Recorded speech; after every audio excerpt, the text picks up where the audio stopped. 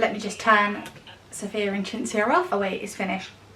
I'm actually kind of thirsty. I've not put my light on today either, so we're using natural lighting, so I'm hoping that the sun isn't going to set and the lighting is going to change loads in... Why can I not speak? Welcome back to another video. It is absolutely boiling today. Also, my nail broke today. I'm really sad. I literally just got, I don't know what I've done. I think I hit it and it's literally smashed. Also, my window's open, so you can probably hear planes. This is the most chaotic introduction ever. Let me start from the top. Let me start from scratch. Hang on a minute. Today I am filming a very requested video, or one that I get so many direct messages from and about, but I thought I would just kind of collate everything together and put it into one video. If you haven't watched one of my vlogs or you follow me on Instagram, I have officially finished my degree apprenticeship. Woo. It is finally finished. In the past, never have to think about it ever again, but I have completed my degree apprenticeship. So if you've been watching my videos for a long time, well, for the past 4 years, you'll have heard me talk about degree apprenticeships every now and then in my videos. I've done quite a few like day in the lives, week in the lives of a degree apprentice. I've kind of done a few like TikTok vlogs of it. Obviously I posted on my Instagram and everything about it, so it has been a big part of my life the past 4 years, and I get a lot of questions about degree apprenticeships, so I thought I would kind of do like a roundup kind of style video. I might do another one, I don't know, but this is going to be like quite a lot of like the common questions that I get. I did go on my Instagram story and I did ask if anyone like had any other questions or anything. I have written down a list of some of the questions. Basically I'm just going to give like a little background to my degree apprenticeship and then go into some of the questions. I don't want it to be too waffly because I have done degree apprenticeship videos before, but I thought seeing as I've now finished, got the certificates, I am now qualified to talk about degree apprenticeships. I thought this video would be helpful if you're thinking about doing a degree apprenticeship instead of going down the typical university route or typical apprenticeship route. Hopefully this video is helpful, and also if you've started your degree apprenticeship, then hopefully this gives you a little bit of an insight of what is to come over the next couple of years. Or if you're just watching this video because you're interested about them, then hello. If you've got any like questions that I don't answer in this video, then feel free to message me over on Instagram. I try and like answer as many messages as possible, so definitely give me a message on there and I can give you some advice or just a bit of like my experience or something. I'm gonna stop waffling for the intro. Let me talk about degree apprenticeships. Let's just start with the basics. A degree apprenticeship is where you work for a company full-time and they fund your university degree. So they will fund you going to university 1 day a week, and then you'll work with them full-time for 4 days a week. So 4 days a week you'll be working with the firm, 1 day a week you'll be doing uni work. So you're doing a 5-day working week in essence, being paid to go to university, so you don't have any student loan, student debt at the end of it, and you're actually getting paid by the company to work for them. So you're getting 3-4 years experience plus you're getting your university degree. So that is what a degree apprenticeship is. They're like a level 6 apprenticeship. That is just the basics of what a degree apprenticeship is, and you could get them in loads of different things. I did mine in marketing, but there's law ones, there's business ones, there's a load of different ones, and there's probably even more now that you can do them in than when I looked into doing them. My degree apprenticeship was in marketing, so I joined my firm as a marketing assistant, and then at university I studied digital marketing, and I studied at London South Bank University. So you don't get a say in your university like that you get put at, so that is down to your company's like choice. They will select a university. So my company selected London South Bank University. It's not the university that I personally would have selected, but it's just the one that come with the degree, and yeah, it was London based, so it was easy for me to get to as well. So it was kind of an all in all, weighing up, do you want a degree apprenticeship or do you want to choose what university you want to go to? And I wanted the degree apprenticeship, so I just took whatever university come with the degree apprenticeship. I started mine in 2021 because I graduated. I finished school in sixth form in lockdown, which was 2020. I was the year that didn't take my A-levels, so I went straight into lockdown. I had applied for university, so I applied to go to Bath University, was the one that I was actually going to, and I was going to study business with marketing, I think. Basically I didn't really want to go to university, I didn't really know what I wanted to study, and I think I just did it as a backup. Deferred that for a year, and I gave myself a year. I was like, I'll give myself a year to find a degree apprenticeship. I applied to loads of different ones. The application process is quite harsh for a lot of them, especially like big firms. You have to do all these like technical tests online, a lot of like verbal reasoning, mind kind of tests. So it's not necessarily down to like what you got at school in your grades. A lot of them are like these kind of mind tests that you have to do. I looked on places such as like Gov website, I looked on Not Going to Uni, but I actually found the one that I got through the Gov website. So if you just put in like Gov degree apprenticeships, it just brings up a list of loads of different ones. I did a few interviews, I did like a written piece for them. My company that I work for, and I still work for them now, is a lot smaller. So in the marketing team when I joined, it was literally just me and my manager, so it is a smaller team, smaller business, whereas some people on my course worked for Unilever, which are like massive companies, and they get like distributed, so like they've applied for Unilever but then they get distributed into like Pampers or like loads of different aspects of Unilever. So like Walls ice cream and stuff is like some of the departments that they worked in. So I got my degree apprenticeship 6 months after finishing school, so it took me 6 months to kind of apply, do the processes and actually get the degree apprenticeship. I started pretty quick. I think I got the job on like Friday and they wanted me to start Monday. Like it was a really quick turnaround, but then I was at the job for 6 months before actually going to university, because the university start dates for degree apprenticeships are either September or January, and I started my job in March, so I had to wait until September to start university, which in some aspects was actually kind of nice because it meant I settled into the job a little bit, knew what I was doing with the job, and then started my university course. Most commonly you start your university the same time as you start your job. So that's like a little bit of a background, and my course was a 3-year course, but obviously where I started it 6 months before, I was kind of doing it all for like 3.5 years plus a little bit which I go on to, the extra bit on top for a degree apprenticeship, which is called an EPA. That took me a while after. You do that in like your own time, so I was probably actually doing it all in all, like from the very start of my job to finishing my EPA, probably about 4 years. Now I'm going to get on to some of the questions. First question, which I have kind of already covered, was are you paid and is it good pay? So you are paid for a degree apprenticeship because you're working full-time 4 days a week for the company. So pay varies across all of the different degree apprenticeships, so I don't actually know what it is for each one. You kind of have like a starting, and then mine went up every year I was there, because even just if you're in a job naturally, most of the time it does go up each year just because of inflation and cost of living. Your wage naturally goes up anyway, but mine went up. I didn't know that at the time, but each year there was like, your salary's gone up by this to this, blah blah blah. Some companies outline that like at the start, and they'll be like, right, in year 1 you're paid 20,000, in year 2 you're paid 30,000, in year 3 you're paid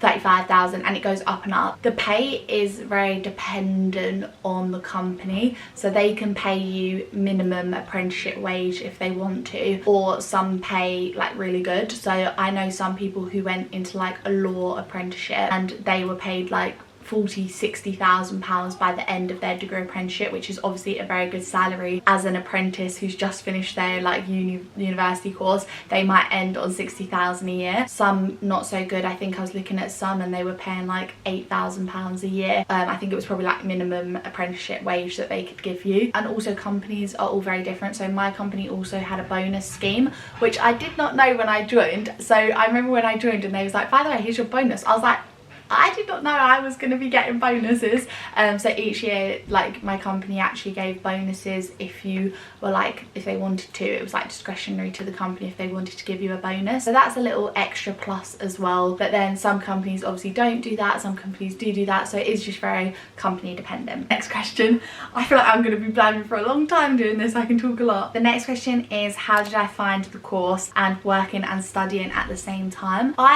I feel like I've got to break it down into work and into uni. So my university, it's a very different experience. If you're wanting to do a degree apprenticeship, it's a very different experience to going to university. University, if you're going just to university, that is your whole life. University as a degree apprenticeship, it's like your little side bit. Like, your job is the main bit that you're doing, and then university is just like you're popping in and out and doing this thing on the side. University for me was like going in once a week, 9 till 5, that's literally it, coming away. There was nothing else to it really. Like, you're not attached to the university. For instance, like you're literally going there, doing 9 till 5 lectures, coming home, and you're just doing that once a week. The course, I didn't mind it, but I would probably just say it was more maybe like the uni. I don't know. I think I enjoyed it, and like I did learn a lot, but you definitely focus more on the job side of things. The job honestly has taught me so much. Like I had obviously never been in an office before, so I have learned literally how to go into an office and write an email. There's just so many things. I'd never been in a corporate office before, so you learn so much whilst being there. So I think it's been very valuable in that aspect of learning a lot of skills that you can take forward. To be honest, I feel like I'm very much like, I've always been quite a busy person, and I've liked having lots of things to do. So I actually quite liked the mixture of doing like one day at uni, and then you meet like, you see like uni friends, and then going into the office and doing like work. It's kind of hard sometimes to balance like, oh, I've got uni assignments due, but I've got really like strict deadlines at work that need to be done, and then you're having to do like uni stuff after work and at your weekends when you want to relax. So it is very much like, you, if you're going to go into one, you need to be aware that you are doing a full-time 3-year uni course in the same time frame as someone who's doing it for literally 7 days a week, and you're doing it 1 day a week. You need to prepare yourself to do it at weekends and after work at points when there's assignments. On the other hand, you have to think when people go to uni, it is very much about the uni lifestyle. They're not doing uni all the time 7 days a week, so you do have a lot of spare time at uni as well, especially in the first 2 years. So it is doable to get everything done that you need to. I don't know if that makes sense, but I hope it did. I guess that kind of leads on to differences in social life, someone said, which is probably the biggest thing with a degree apprenticeship. Like, that is the biggest difference, is the social life and social aspect between a degree apprenticeship and uni. Obviously everyone knows if you go to uni, like you're going there, you're going out partying, you're drinking. I mean, this is like a typical person that would go, a typical student. You're living in halls, like you're doing all of that. Whereas I literally didn't have a social life at uni. Like my uni social life was not a social life. First of all, my class that I'm in, there's like 20 apprentices. We're not in big lecture halls and accommodation where you're meeting all these new people. Like your 20 apprentices are the 20 people that you know. So I made like a couple of friends from the class. My social life was going on holidays. Like it's a very different social life. Like obviously because we're earning, I had the money to go on a holiday with my friend from uni, or go out and do something like that, instead of the more social life of going out. I think as an apprentice like team of us all that was at uni, we went out once in the whole time we were there, and I think we went into like London Bridge area, and we went to Simmons Bar, and that was the one time we all went out together. And I think that the night probably ended at like 11 PM. Like it was not crazy. I think the thing to like cap that on top of is like, I don't mind that.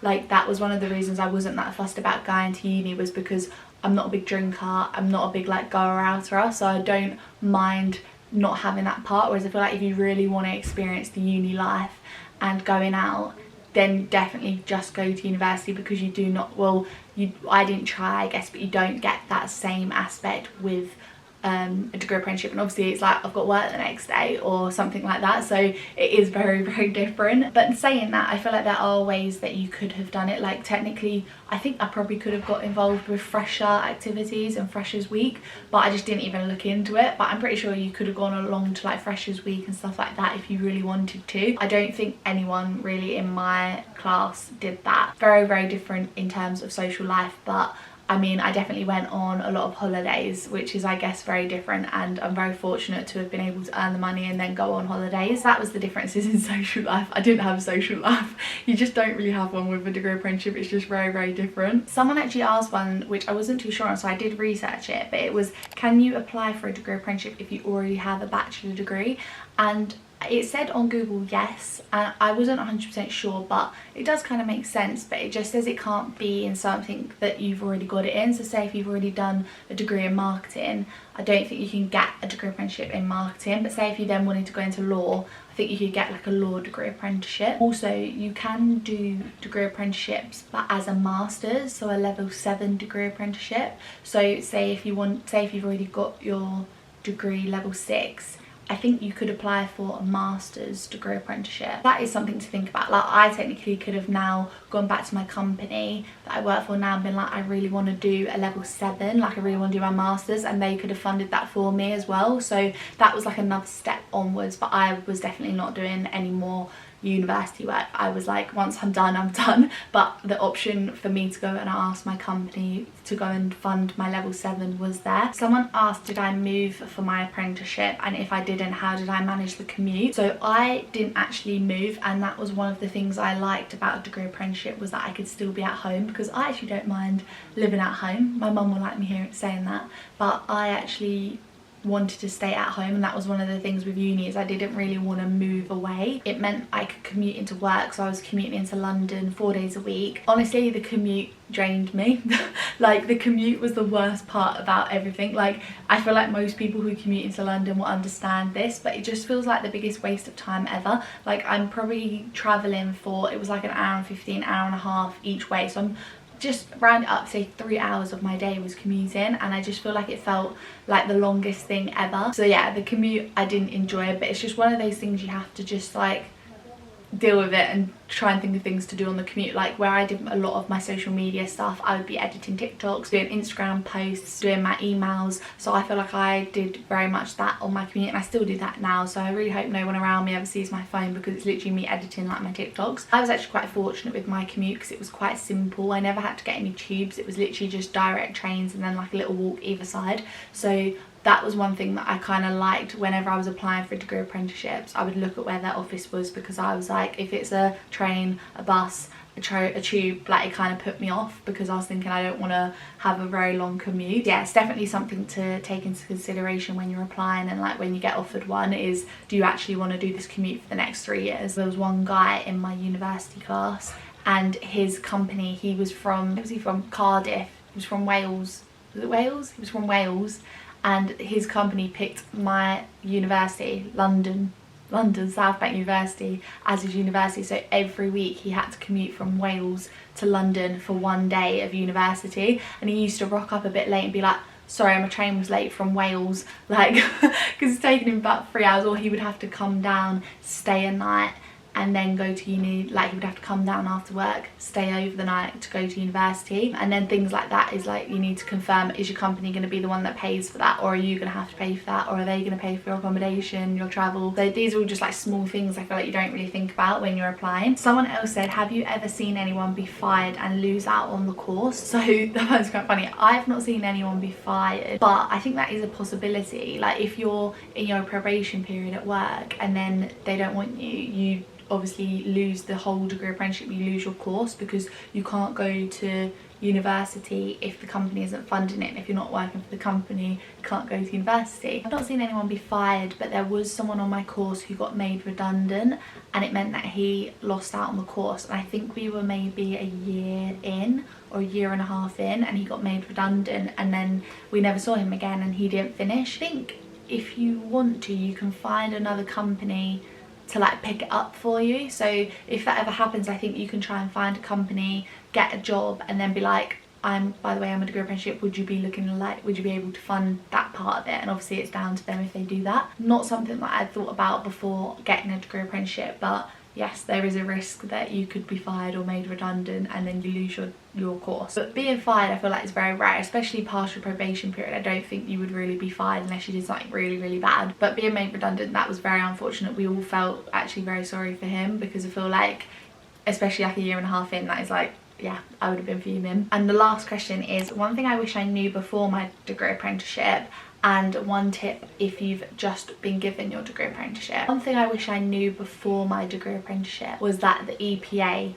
existed, because I did not know that was even a thing. I just thought I'd do my 3 years at uni, I'd do all the modules, do all my coursework, and I get my degree. But now if you're a degree apprentice, you have to do a thing called an EPA at the end, which is called an endpoint assessment, and that is basically a whole project in itself on the end. And I think it varies for different degrees. So like mine was like an integrated degree, and what I got in that, like a pass, merit, distinction, fail, that affected my overall university first 2-1. That is basically a written word report, a presentation, and a 2-hour interview. So you have to present your presentation for half an hour, and then you do an hour and a half of like interview style questions all about your degree apprenticeship and how you've matched what you've learnt at uni and work to, there's like specific, they're called skills, knowledge, behaviours, SKBs, and there's like 23 of them maybe, and you have to basically prove that you've done every single one of them by the end of your degree. My one tip would be, on the get-go, start with your company and make sure they're aware of your expectations going forward with the degree side, because the uni don't really communicate with your employer. You're kind of the mediator between the two, so I would just make sure that you have it outlined. These are going to be my study days, half term.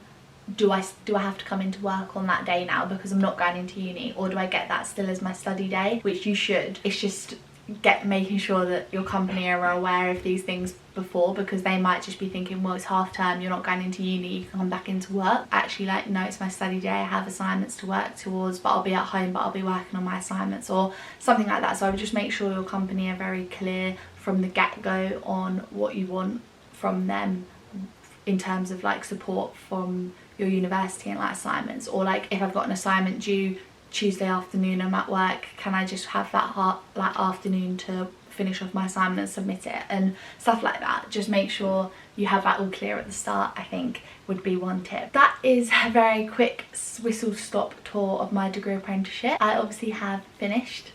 I'm very happy about it. I feel like it was one of those things, especially because the EPA was looming over me for a long time. I've got graduation coming up at the end of the year, which I'm very looking forward to. It's a bit sad because I feel like it'll be a long time that I've kind of not been doing uni for, but I still obviously really want to graduate and just finalise that chapter. As I said at the start, if you do have any questions, then do just drop me an Instagram message and I will be happy to answer them. I hope you found this video helpful, and I will see you next week with a brand new video. Bye!